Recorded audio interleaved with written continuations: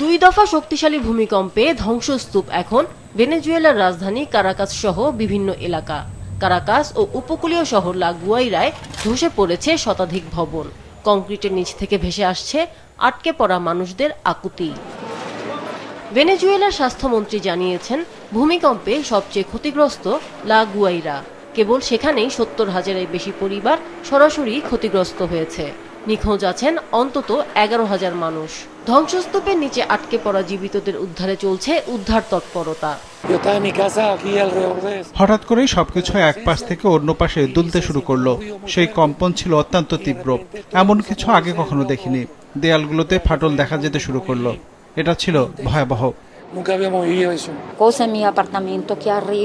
এই ভবনটিতে ফাটল ধরতে শুরু করলো, চারপাশের সবকিছু ভেঙে পড়তে লাগলো। সবাই আতঙ্কিত ছিল, এমন ঘটনা আগে কখনো ঘটেনি। লা গুয়াইরা পরিদর্শন করেছেন দেশটির অন্তর্বর্তী প্রেসিডেন্ট ডেলসি রদ্রিগেজ। বিভিন্ন দেশের কাছে সহযোগিতা চেয়েছেন তিনি।